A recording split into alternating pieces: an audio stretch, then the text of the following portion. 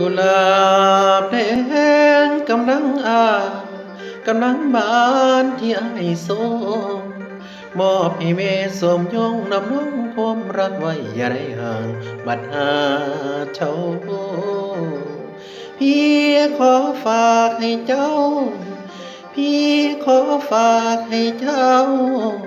ต่างเมื่อบัดย้ำไกลเมิดอะไรให้นางหวนส่งคืนย้อนอสาว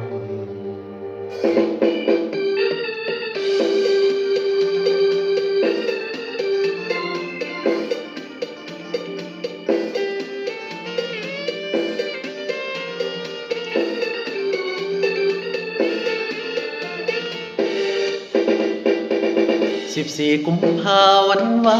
ดินทางของขวัญจากใจสันมอบแด่เธอ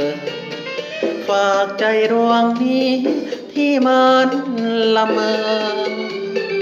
คิดถึงเธอไม่มีวันหนึ่ง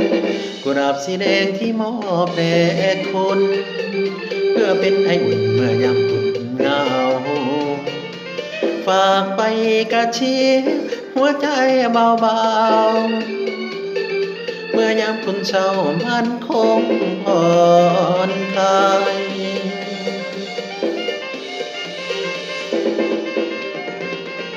ใครมันคาย14กุมภานั่งจับน้องจือซ้ายก็ถึงดอกไม้มาให้ซื้อหยัง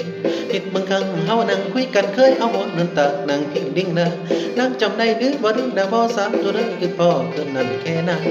หัวใจที่มอบให้นางกุหลาบสีแดงวันรักลาเดินทางดวงจิตของพี่สบายดวงจิตของพี่สบายถึงเป็นกระต่ายไหมจันขอยอมซ้อมมาได้สิโดนมาได้สิโดนนะจ้องจำบนฟ้ากระต่ายยังปรารถนากระต่ายยังปรารถนาวันนั้นจำท่าจะลงพื้นดินไม่ชินชีวิตขอคอยต่อไปแม้จะไม่หมดสิ้นความหวัง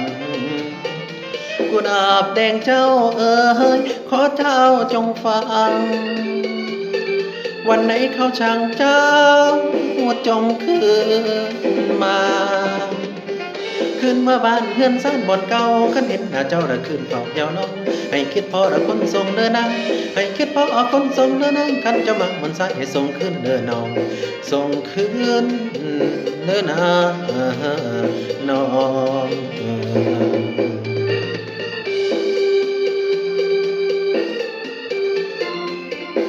ขอมอบเพลงนี้ให้กับคนที่มีความรักทุกคน